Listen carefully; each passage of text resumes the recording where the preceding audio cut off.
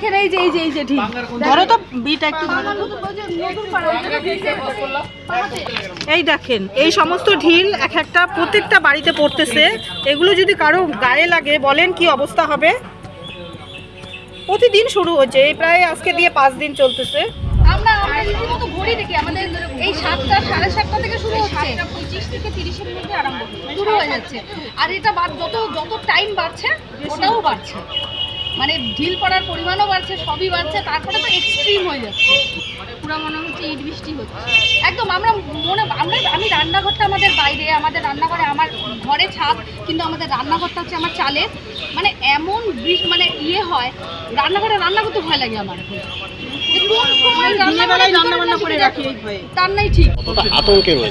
প্রচুর আতঙ্কে রয়েছি। বাচ্চা নিয়ে থাকে, 2টো বাচ্চা, হাজবেন্ড থাকে, হাজবেন্ডের বাড়ি যেতে যেতে রাত 10টা বেজে যায়।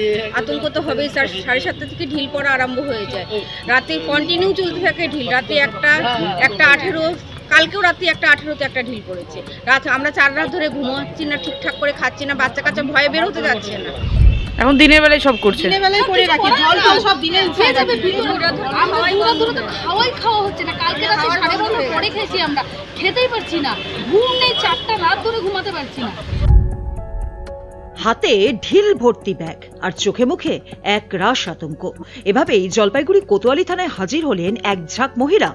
সকলেরই বাড়ি জলপাইগুড়ি সদর ব্লকের খড়িয়া গ্রাম পঞ্চায়েতের পাঙ্গা সাহেব বাড়ি এলাকায়।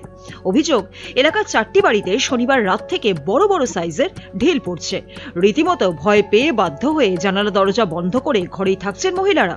প্রতিদিন সন্ধ্যে 7টা থেকে 7:30 নাগাদ শুরু হয় ঢিল পড়া, চলতে থাকে সারা রাত। আশ্চর্যজনকভাবে ওই 4টি বাড়িতেই ক্রমাগত ঢিল পড়ে। কখনো কখনো ভোর রাতেও ঢিল পড়েছে বলে জানান মহিলারা।